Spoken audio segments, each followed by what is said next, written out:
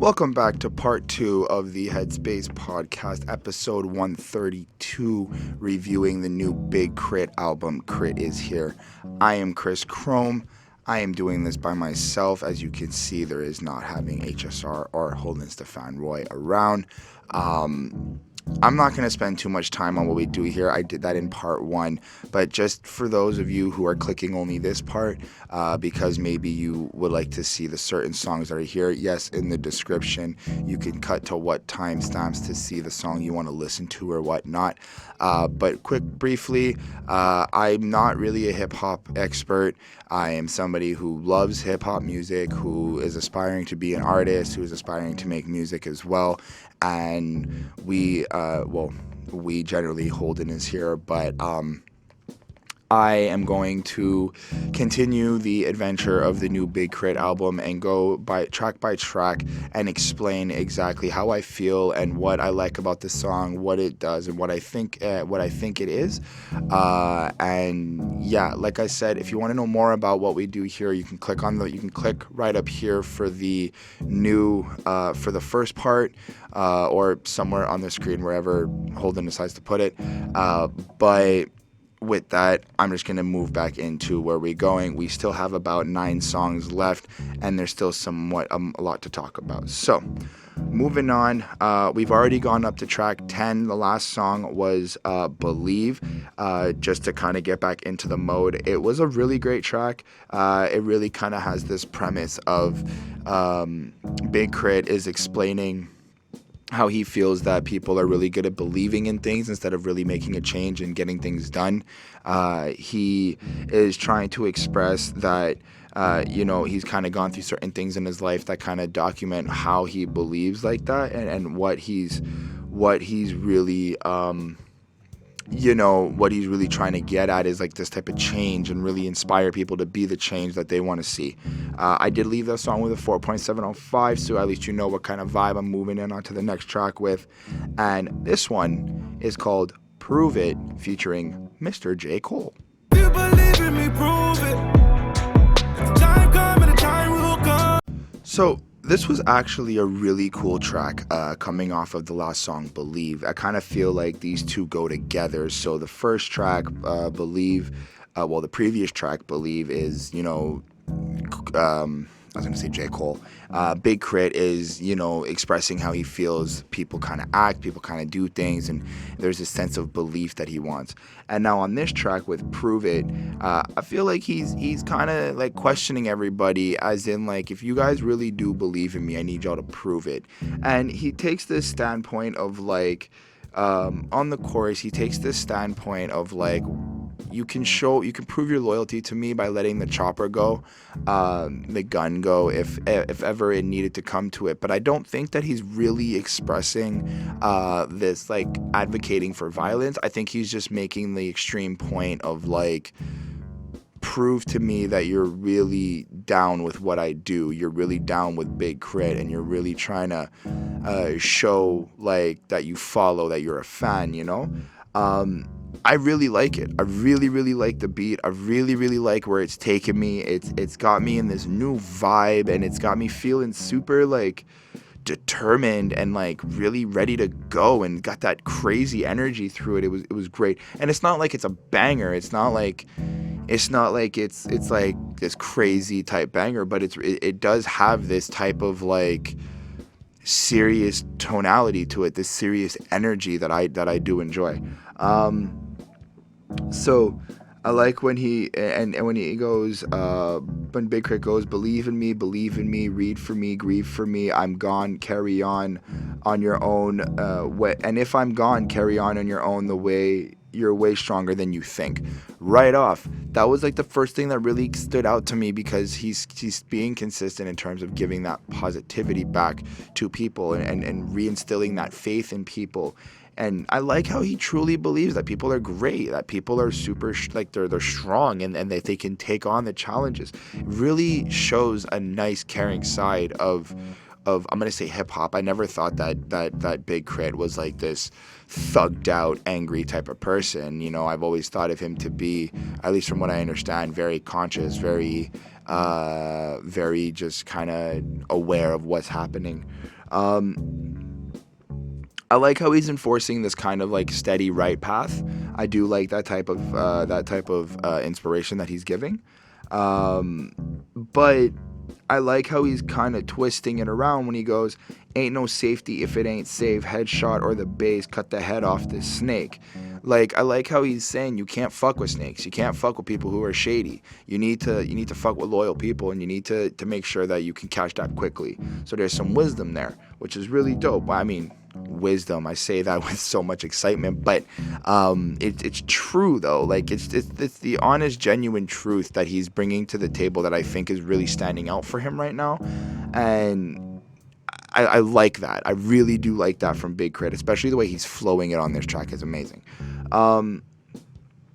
Follows suit and goes, I know you want to be the bigger person. If all they want to do is hurt you, show them how the trigger working. And again, I don't think that he's saying this to really tell people to go kill people, but the idea of it is, don't let yourself be walked all upon. Don't let yourself, be pushed around and be walked on like a doormat. Stand up for yourself and fight for what you believe in is kind of what I'm getting here. And then we hit the chorus. If you believe in me, prove it. When the time come, and the time will come, when I pass the chopper, shoot it. Yeah. Again, I think it's like hyperbolic. I don't think it's hyperbolic and symbolic. I don't think that he's really stating that he's gonna like actually come out here and kill people and stuff like that. But the idea is like, where does your loyalty land if this is the extremity of what could happen? If this is like real, like if we can't deny that guns and gunfire, and from other projects I've heard from Big K.R.I.T, this is something he's also grown up with, right? But we can't deny that this is something he lives, or at least was living. So the ideas and the thoughts that he's having on this song are valid, I find, and I really do enjoy it. Then we get into verse 2. Post quarters across borders of life now, these ain't orders. In case you didn't get them right, I see what happening to us when we haven't a lots. Have had enough for the fact that you did more with the scraps that was given. And I like how he's addressing in verse 2 right away. He's addressing like, yo, these aren't orders. And like I was saying, I don't think he's really that type of violent, like advocating violence type person, but I do like how he's reinforcing this concept and idea of, if they got to this extreme, where do you stand? I do enjoy how there is also this this thought of dealing with struggle and stress. Get them right. I see what happened to us when they haven't a lot, have had enough to the fact that you did more with the scraps that was given. It's like, I feel like he's trying to explain that him and his people were given nothing, and they still managed to do so much more than the people who already kind of were given something or had stuff before them. Then we go back into the chorus, and then we hit Mr. J. Cole on verse 3. And at first, I feel like J. Cole is kind of like bragging a little bit. I wrote more songs than a man can count, trying to figure out how to put them out without watering down my brand. I don't want them to not want my jams, don't want to become something that nobody want to hear. I feel like he's explaining, like, kind of bragging of how much work he does, but at the same time, it's in this like paranoid way of, when is it that he's going to fall off? Is he always going to be successful? Is he always going to be able to, keep making these bangers? Which is honest and genuine, I guess. I guess it is honest, and it's a genuine fear.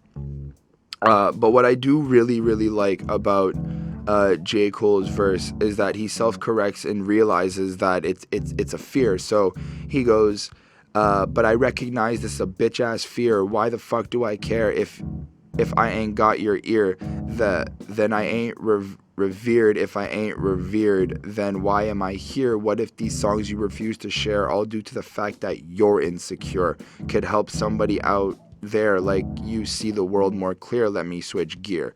Now, I really like that. I really like how he's kind of saying, like, you don't like this music because you're insecure and you don't want to listen to it or pay attention to it. But that doesn't mean that I can't make it and that I can't put it out. And it's that determination that I really enjoy from J. Cole.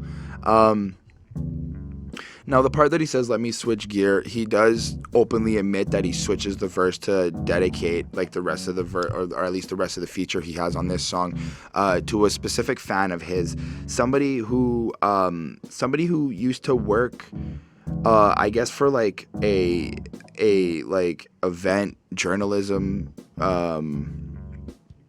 company or whatnot, but was really down for J. Cole, and he kind of really got on this personal connection with this woman who, nothing sexual or anything like that, it was literally just somebody who worked for like a journalism company and wanted to do news reports on J. Cole, but also was a fan of him, and she kind of just acted really proper and they became somewhat friends.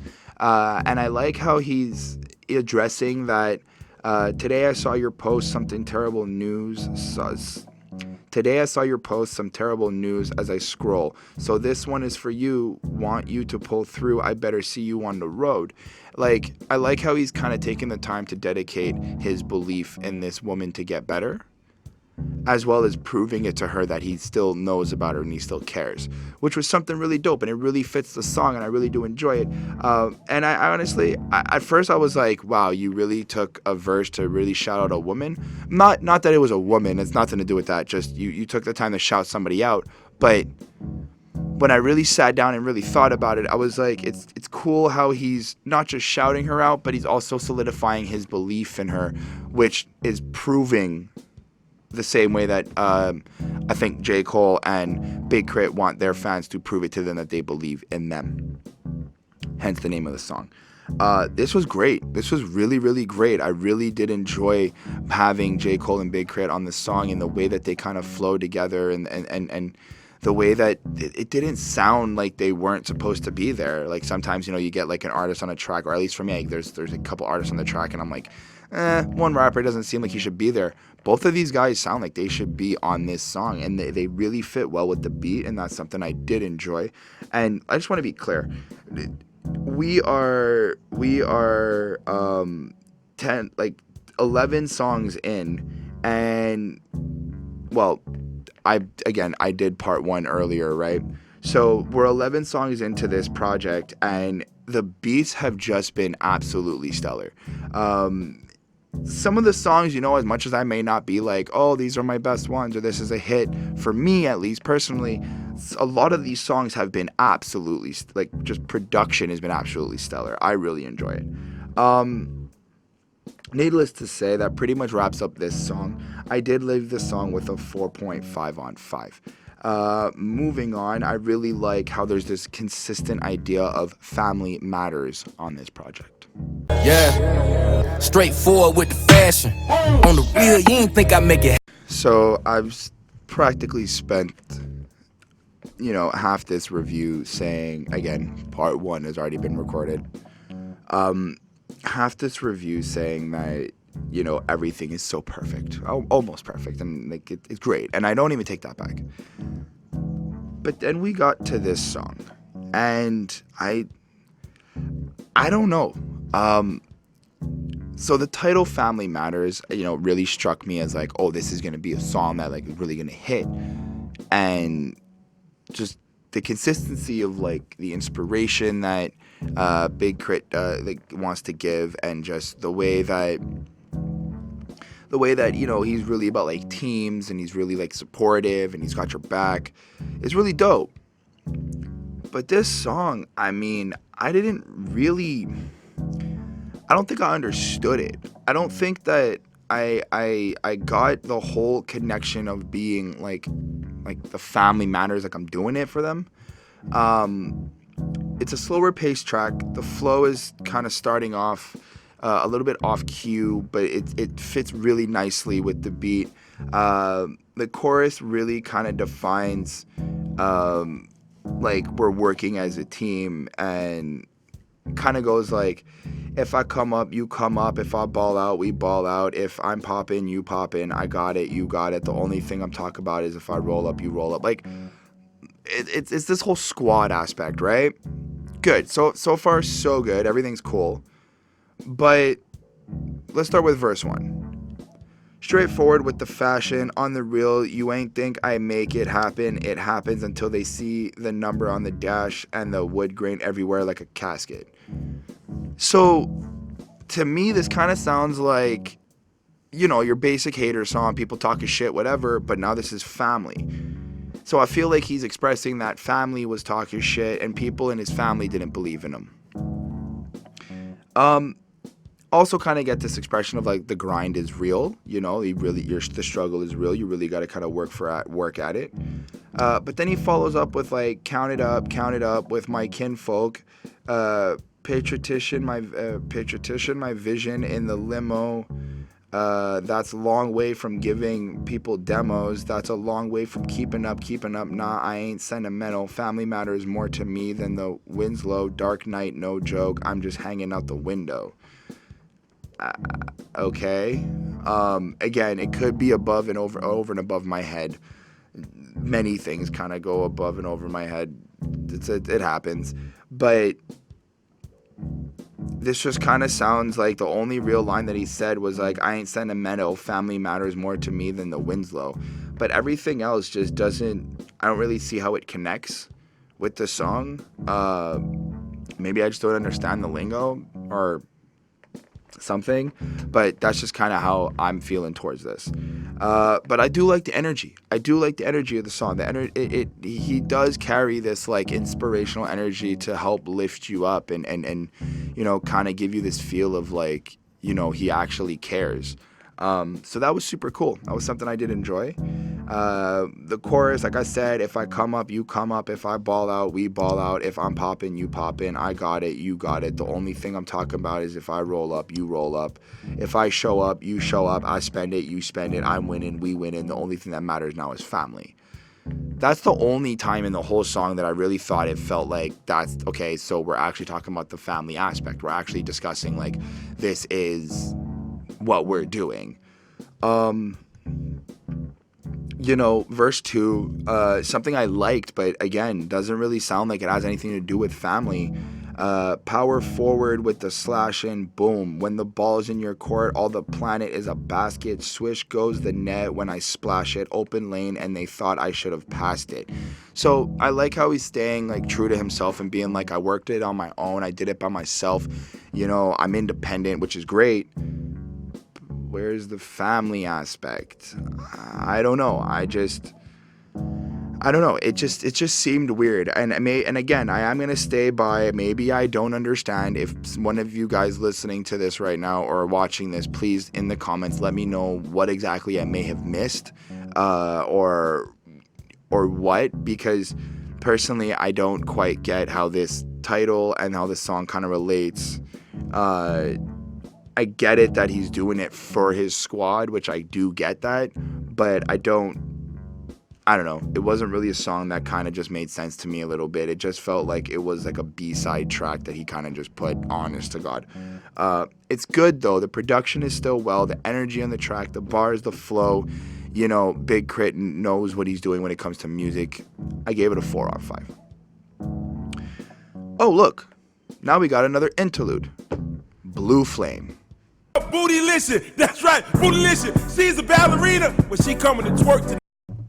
So, this is a quick little interlude called Blue Flame. I think it's setting up the premise of like strippers and strip clubs, but not in like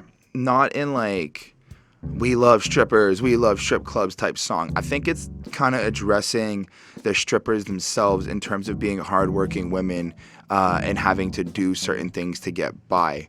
Because at one point, they're like, the narrator's going, welcome to the Blue Flame. We up next. The show's up next. We're called it's Bootylicious. and kind of breaking down who Bootylicious is, and goes, but she works at Winnie Dixie during the day and she dances at the Blue Flame at night. And it seems more of an aspect of like these are just the job options that were available at the time, or like maybe upbringing or however. But there's this aspect of having to work because she's working at 2 jobs and she's working 24/7. It kind of seems like she's working all the time. But it really does set up for the very next track. But it still plays along with the album, like just what we've been getting and all of the kind of experiences that Big K.R.I.T is explaining to us. It does really suit nice with the album. So pretty much it. Left it with a 4 on 5. But like I said, it does set up for the next track because the next track is called Blue Flame Ballet. Through the smoke and mirrors, I could see a diamond. This is art hanging from the. So this was a very interesting premise to a song. So we get the setup that they're at a strip club and they're watching the different types of shows. But I like how Big K.R.I.T is expressing it in a way that he's not like sexualizing the strippers and he's not degrading or anything like that. He's interested more in the art of what they're doing. He's so connected with like his music and his creativity that he can understand that stripping is an art, is a presentation, is a show. And I like how he breaks down the different type of movements and the way that he expresses what he's seeing at this strip club. And it's just super nice. And it's just a different take. And it was super cool. Starting off, Rolling Anderson does a really nice type of funkiness to the chorus, which also matches the funkiness to the beat, I find. So it was really, really good. I did enjoy that. But he starts off with like, I saw ballet at the strip club, sat and watched the whole play at the strip club. I'm talking shows on Broadway at the strip club. I saw ballet at the strip club. Now, setting up the premise of the song, I feel like, again, they are acknowledging that stripping is an art, and I do enjoy how they're giving it that chance to be like, this is ballet, this is gorgeous, this is beautiful. We're not here to like, you know, be horny pigs in a sense. They're there to enjoy the actual show and the environment and the atmosphere of the strip club, as well as what the performer on stage is doing, giving these women their credit for all the hard work that they put into it. You know, verse 1, he's really sweet. Under light, she's shining through the smoke and mirrors. I could see a diamond. This is art. She was used to gymnastics or ran track. She said that.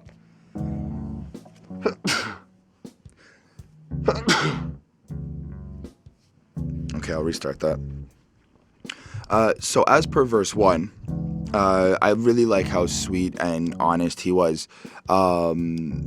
So Big K.R.I.T goes, under light she's shining, through the smoke and mirrors I could see a diamond, this is art. She was used to gymnastics or run track, she said she used to do both. She volleyballed all through college, now she just ball off the coke. It came in handy, she demanded it cause the techniques never vanish. Now I really like how they're giving that background to this person on who she is and how like everything in her life kind of connected, and that she's more of a dancer. Like they're looking at her more of a dancer, an athlete, somebody who knows how to use their body and do particular things with it. Again, not in a sexual aspect, in a presentational aspect. And they're really just admiring it. She just stretch it, then she prep it. When she come down perfect, landing applause. I gave her a 10 on my scorecard. She make that shit look so easy, but that shit hard.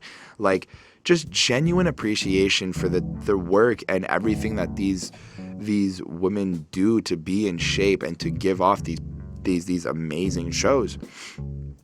I really did enjoy that. And then, chorus comes in, follows suit. We're seeing Ballet at the strip club. It really kind of suits the premise. It was nice to listen to. I really like Roland Anderson. I really like how he can carry his voice and keep it at a very monotone but soft feel, as well as projecting it from around. Like it felt like when I was playing it off a speaker, it just felt like it was being projected around everywhere, and I was just engulfed in the song. It was just really, really great. It's got a nice like detaching feel, like just takes you out of where you're at, and really like you get synced into it, I feel. Moving on to verse 2, KRIT goes, to win 'em off the dances, she so prestigious with your mantle. When you tippy toe, you far from tip drill. You got skills, yeah. I thought that you'd be ratchet, but you classic with your stance. When you still, why you here? I'm just saying, you might want to go on Dancing with the Stars and sign you a deal. Like, that's where I started to realize that they're not in this just to be, again, sexualizing homogenistic pigs. It's more like, this is beauty. You can actually do something with this. You know how to move. You know how to dance. You know how to create the crowd. You know how to bring that energy and that vibe to the place. And I really like that type of appreciation, that pure, honest appreciation for somebody who's working hard for their career and just trying to, do what's right for them. I do appreciate that. I really like this song. I really think that it gives a different aspect and a different perspective to what a lot of the rap songs use in terms of stripping, or at least the ones that I stumble upon or listen to. I'm not going to blame all music. But overall, this song got a 4.2 on 5. Really did a good job. I think that for what it is, it did a great job. Moving forward, I'm pretty sure they learned their manners from Texas, though.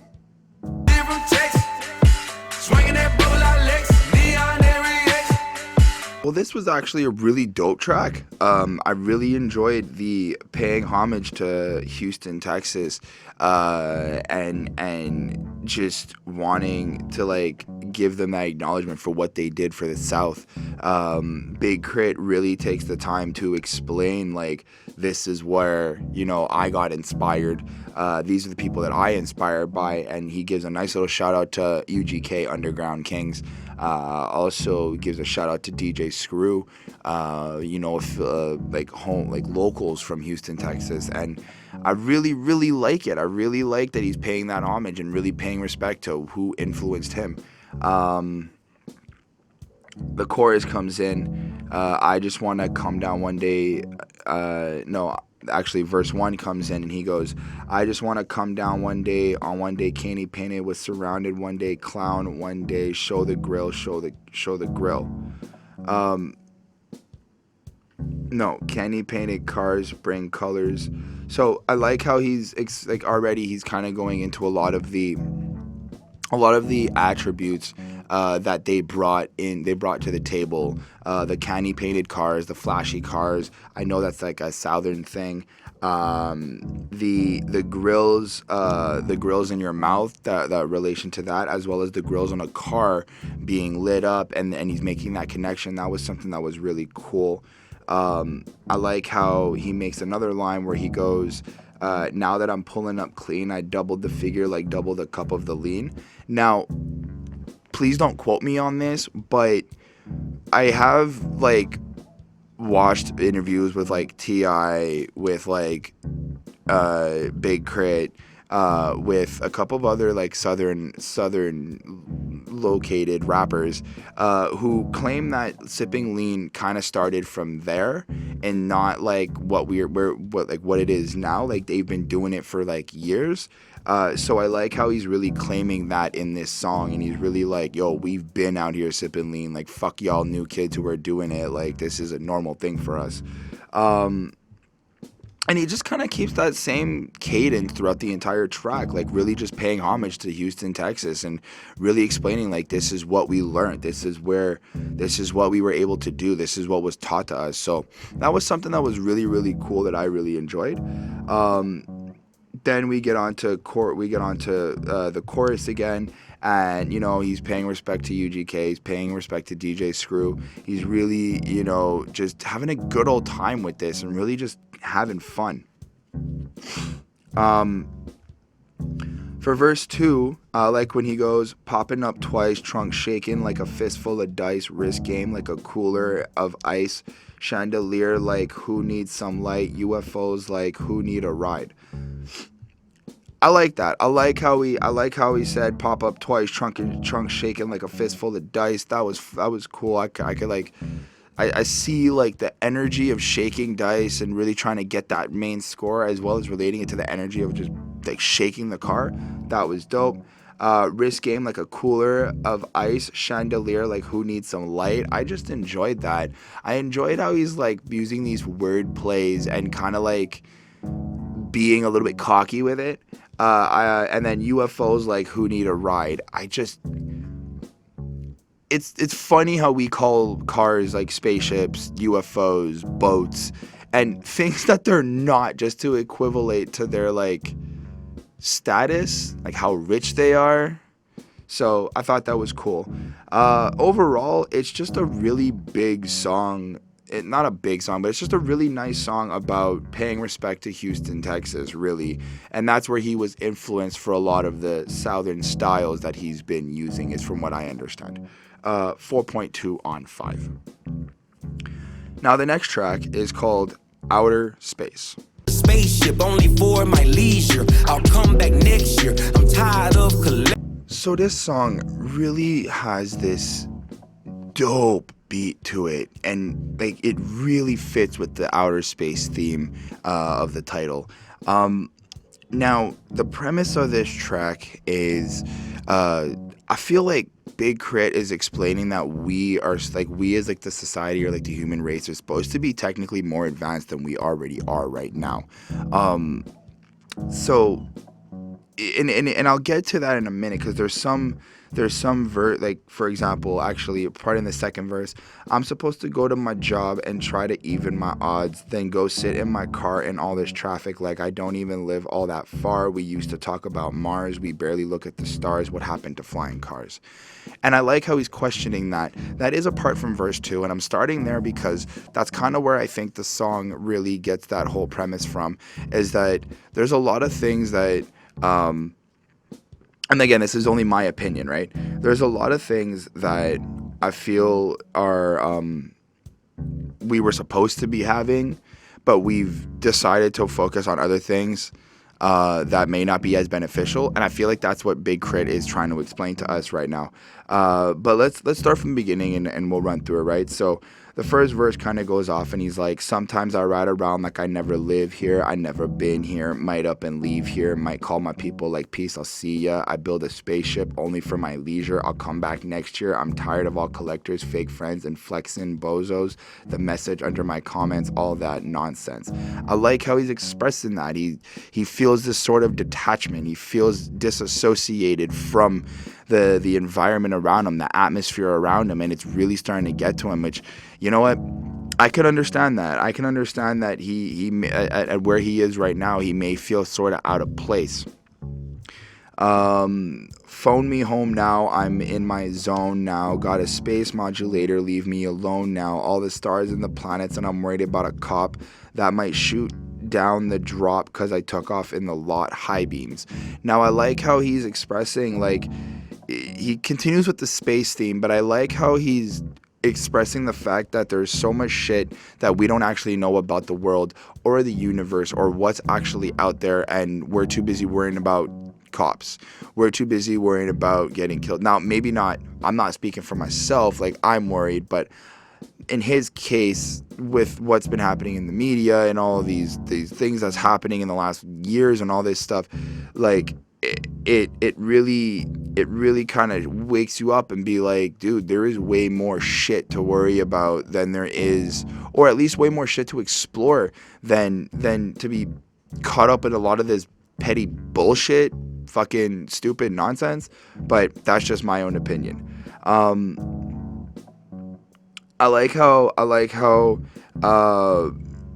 on the chorus, because right, the continuation to verse 1 follows suit.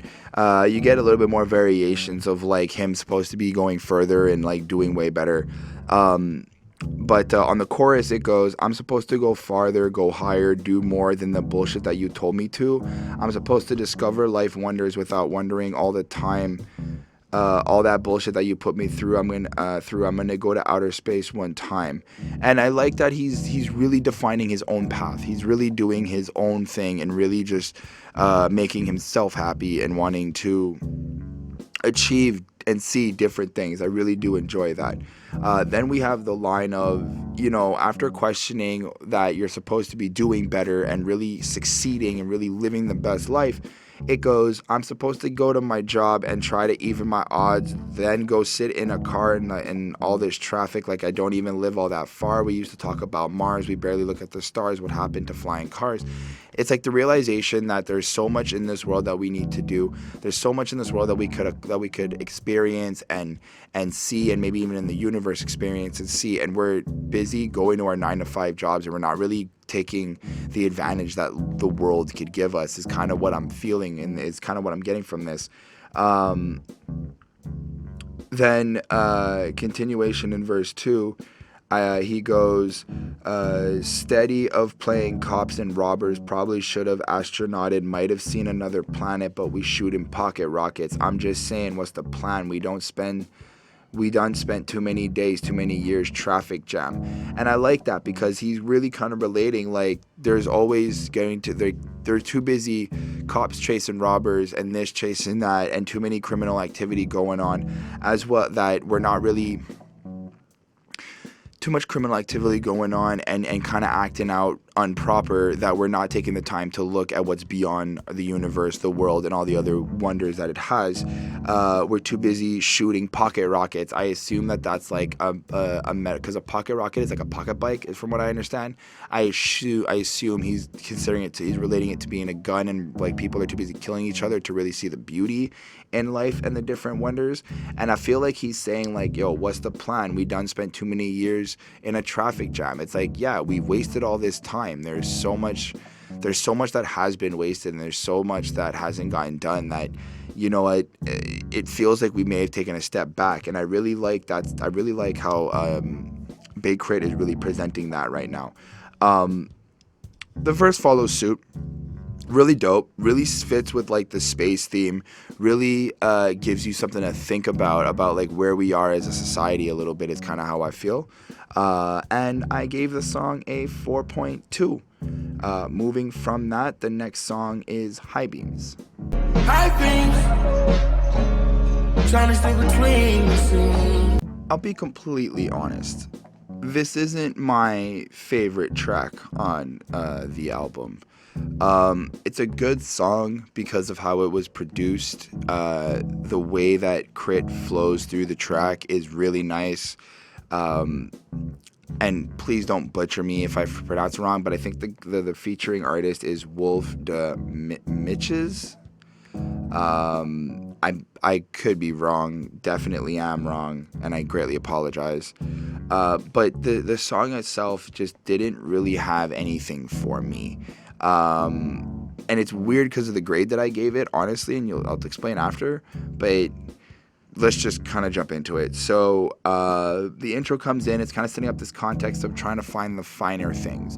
So appreciating the luxuries of life and really enjoying like the better things that life has to offer. And the chorus kind of goes like, high beams, I'm trying to get the finer things. High beams, trying to stay between the seams. Yeah. And the high beams are like the high beams of a car. So I picture him like driving at night, trying to just like figure out what's going on or like what's happening, you know? But so far, nothing too spectacular for myself in any sense. And then we go into the first chorus, and I like how he's kind of honest and really just real about being confused. I do like the jazzy feel to this, the loungy, jazzy feel. It kind of just feels like he's just chilling there, and it's just all kind of spaced out. It would really fit nicely with, I guess, the presentation they're trying to give it. So verse 1, I was searching for God with a flashlight on a dirt road. Is this flash bright enough? Does a flashlight a love that I don't have when I'm done, when I'm drowned? So I do like that because he's kind of being in, like, I like how he's got that belief in God. He's trying to find him. He's trying to find his way out of the darkness. But you know, the lyrics are, they're okay. They're not like the most greatest lyrics. I like how he kind of feels trapped, which was really cool. Something that he said was, and these solar panels collect my frowns because I know the world ain't grounded, and the negative versus positive keep the chaos around me. Share my light, share my light, share my light, my light, my light, my light. Don't be scared of the night, because I glow, yeah, I glow. Now, he's talking about driving around in his car, and he's talking about being that light for people who feel lost, and they can like kind of follow him into like a happy place, or like, you know, just the right path. But at the same time, I also think like, and when he says, and these solar panels collect my frowns because I know the world ain't grounded, I feel like he's talking about cell phones. I feel like he's relating the solar panels to being the cell phone that's collecting the frowns because you're staring at it and being destroyed by social media because everybody seems to have a better life than you do. Which I thought was really cool. I thought was a really, really cool concept of this song. Then we get back into the chorus, which it does its thing. It was okay. It wasn't like the greatest chorus on the album. Then we get to verse 2. Streetlights don't shine on me enough to keep me out of harm's reach. Like, why are we all out here all week? Because this is how we all eat.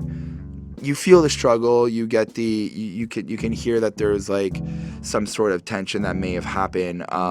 But still, there was other songs on this album I prefer a little bit more. The sun don't shine like I need it to when I'm fiending through my need for cool. It's hot for days and the breeze is through. I'm overheating, my fuse is blue. I shine, my light. Please shine for my sight. And I like how he's kind of expressing like he's had rough days, he's on his edge, he's at his limit, and he really kind of just needs that help to kind of get through. He needs that pathway. And since we're talking about high beams relating to a car, I feel like he's trying to meet up with people who can show him the way and really help shine their high beams, in a sense, with him to find that path. I like the outro, how it goes, the neon lights in the trunk of the whip tell you how I feel sometimes. Sometimes the neon lights beneath the bumper and the grill tell you how I feel sometimes. How he's really like expressing that his car is something that's like a part of him, and that if he's feeling sad, he will represent it on his car. And it really kind of just sets that mood of like being one, I guess, with something else and really having that way to express yourself. So that was cool. But overall, I don't actually have anything else to say. It was an okay track. I left it with a 4.1. Moving on, That's Just Life in the Sun. Villain too. Batman and Robin, they villains too. Jokers, they smile and they wave. Color. This was an instant change. I really, really did enjoy the difference in the beat. It just instantly starts and it's got this boppier feel, and you're all like back up and happy again, and it's like do and it just keeps moving, and I really, really enjoyed that. I thought it was super, super cool. Now, what I did like about this song is that it's got a lot of like real shit from what I understand. So I like how in verse 1, the chorus from Camper is pretty cool. It's got a smooth tone to it, but it's kind of just like it's kind of just like greatness is on the horizon and the sun is rising. Oh, there ain't no more hiding because the sun is shining someone I can confide in. I feel like the best I've ever been ever since you've lived beside me. You showed me I was worth finding. So I do like that positive aspect that they're finding happiness in somebody, that they're feeling connected with somebody, but it's fucking real. So Big K.R.I.T in verse 1 goes, I spent my life in the sun, dark in complexion. I'm learning my lesson. Listen today. Don't you boast when you pray. Yeah, never post where you lay. Jackers be robbing and plotting and killing to Batman. To Batman and Robin, they villains. To Jokers, they smile. And to Jokers, they smile and they wave colorful hair, but they dodge in the fade. I feel like he's expressing just everybody. Like, he's kind of saying that everybody's got shit. Like, people are going through, like, some of the rappers got like colorful hair. People are now dyeing their hair and they're changing their styles. Batman and Robin, I like how he kind of looks at them and vilifies them a little bit. Like, they're a villain to somebody because someone else might think that what they're doing is like right for them and their family and their people. So that was something that was really interesting to think about. I like how he says dark complexion. Granted, he is a black guy, so that's one. But two, like, being out in the sun all day, you're getting tanned, you get darker. So that was really a cool thing to really think of. I like how he kind of mentions you a dope boy, but it's probably a phase till they search where you stay and your partner get jammed and he tell what you say water for quarters, but who needs to blaze summer with borders? Like, how can we play house on a fire? Like, where can we stay in the summer? And it's like, it's really interesting how he's bringing up like this sense of loyalty and this sense of like things are changing and you are making choices to do to make certain movements that maybe you're not ready for, maybe you don't know how to handle, you don't know how to deal with, which was something I thought was really cool. And just bringing the aspect of like the summer is kind of terrorizing the summer is different, people are having issues, it's super hot and there's not enough like accommodations. Like, you're really starting to kind of like understand like where he kind of comes from, and that's something that really spoke to me. So yeah, the chorus, greatness is on the horizon and the sun is rising. Oh, there ain't no more hiding because the sun is shining. It's like this very positive attitude about how we are, like how we're going to get better and things are going to change and things are going to be different. In verse 2, I like how he goes, I gave my heart for the funds, just give it back when you're done. It's like he put everything he can into his albums and make sure that when you're done listening to it, you give him back his heart. You don't kind of stay selfish and keep it for yourself, which I don't know how to actually explain, but I do kind of understand that. Like, people get attached. I feel like people get attached to music and people get attached to certain things that they feel belongs to them. But it's like, dude, this artist put their heart and soul in it. Like, he let you listen to it, and you know what I mean? Like, he put it out there for you to listen to it, but like, you can't really claim it as your own. This is, his. If that makes sense in any way. I like when he goes, you took me from where I came from. You took me from where I came. Bonfire, more lighter, propane lighter, most higher, not tamed, highest fire, one higher than the flame, no firefighter or water pilot could maintain. Subtle glimmer, grandma simmer from her pain. Like, that really just kind of breaks down for me. I feel like he's expressing like his environment, where he's from, the type of lifestyle he had, and like how it's all been changed, and like even throwing in the grandmother, like this is something he's used to. Like, grandma is used to simmering down from the pain. It's just completely different. But that's pretty much it. I don't feel like there was anything else really from the song. I think that it took a dip a little bit, just this track.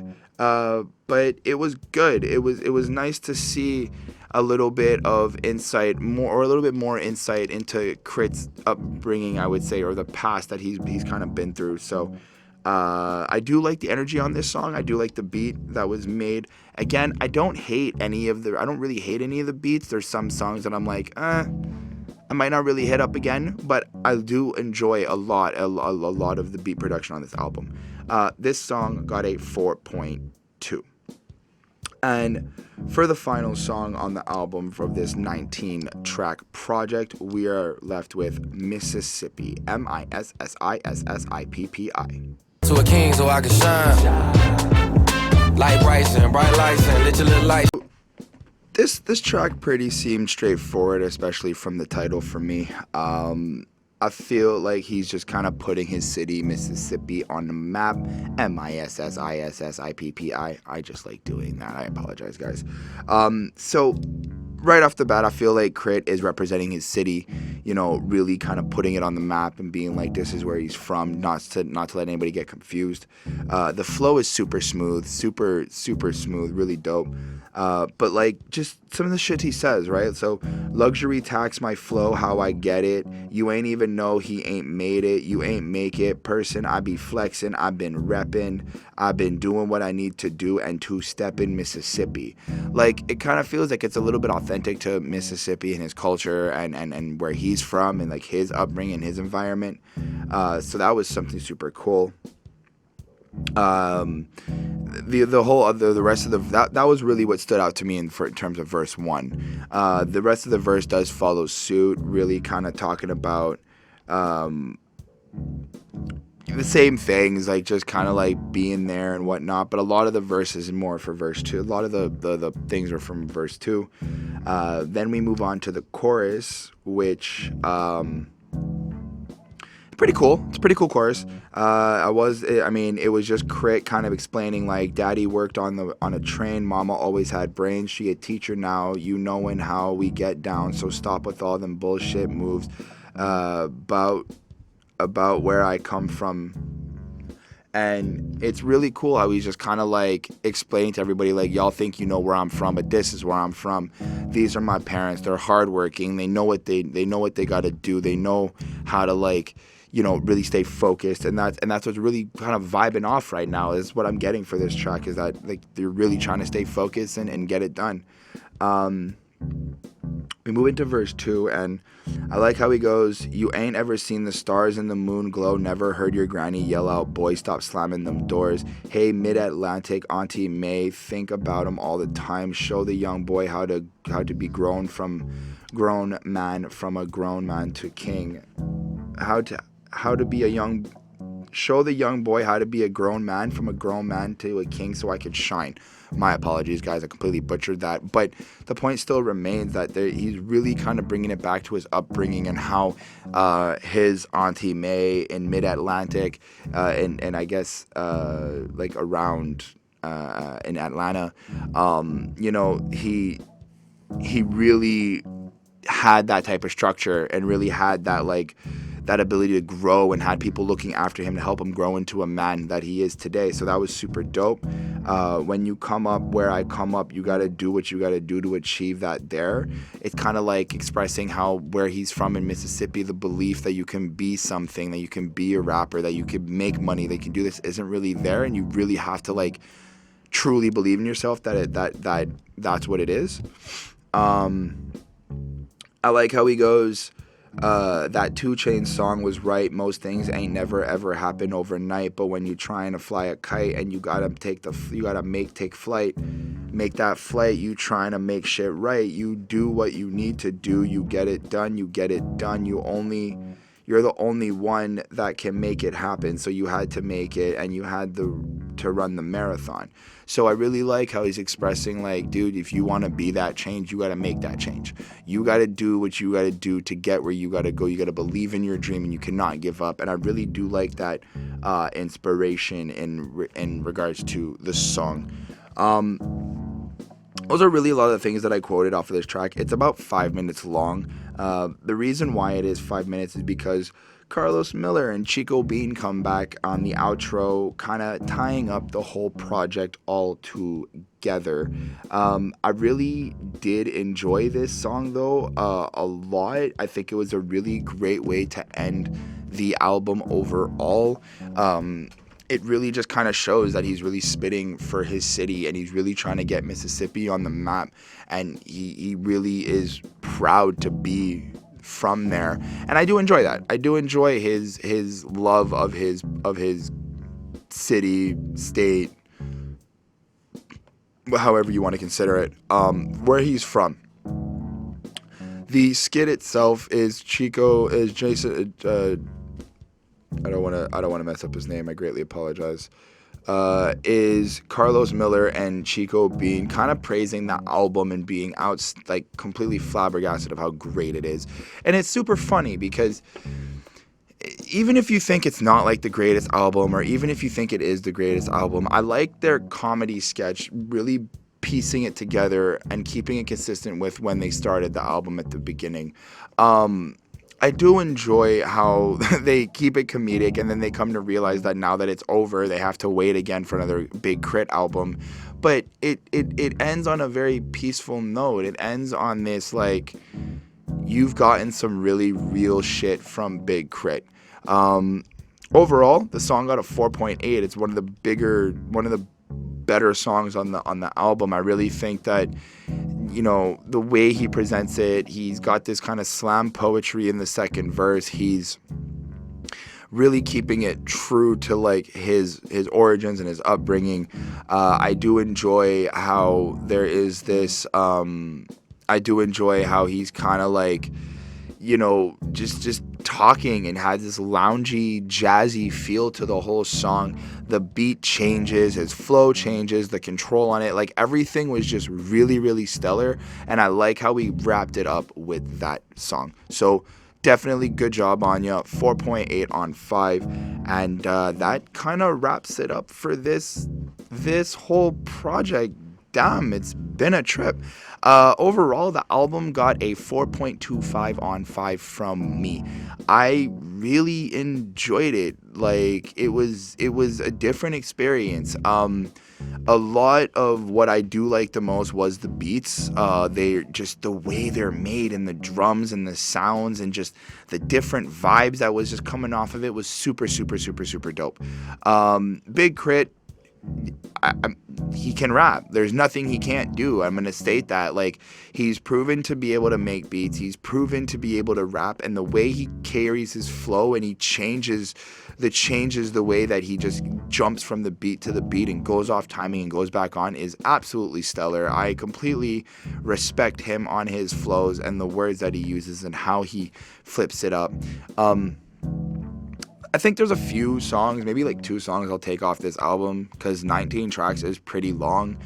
Generally by like track 12 I kind of get a little bit bored, but I think that's why I'm bringing that up, because this album didn't get me bored. Everything that was here felt different. Everything, one after another, it had a specific feel to it. Yeah, there's like a consistent theme going through the whole album, but every song had a different vibe and just felt completely different than the last one, which is what really kept my peak interest in it. With that being said, I don't have much else to say about the album. It was good. I do suggest that you guys check it out. If you can, please leave a comment down below letting me know what your favorite song on the album is, a couple of songs or whatnot. If you agree with me, disagree on certain things, let's start a conversation. Have that happen. With that as well, I also want to thank the Patreons: Ismail Gadamsi, Lindo Williams, DJ Black Hurricane, Chris Prado, and Jonathan Barnes. Thank you so much for everything you guys do for us, subscribing to our Patreon and helping us grow and get better. I know that there's like certain things you guys get on Patreons. You can get early access to some of the videos. You're able to get, you can also help us you get to decide what album you want us to review, whether it's Headspace, Classic Quest, Rockin' Beards, you know, any other shows. Definitely hit us up there if you want to trying to get your way into getting us to review albums. Thank you so much. 100% thank you so much for sticking with me this long. I know that this is part 2. It's about an hour long already. I'm at an hour and 8 minutes by myself. But to be honest, I'm proud of myself. This is the first time I really did the Headspace by myself, and I think I held it down pretty well. Again, in the comments, let me know what you guys think. Let me know how I did. Definitely super excited to get more content out there, more things on the way. I've got big projects coming, so please stick around, and hopefully y'all can catch that when I start leaking information and letting y'all know what's going to be going on. But with that, I'm going to go and finally take a break, because it's been a very, very, very long trip. Have yourselves a great evening, day, whatever time it is, month, year. Hope it all works out, and I will catch you on the next Headspace.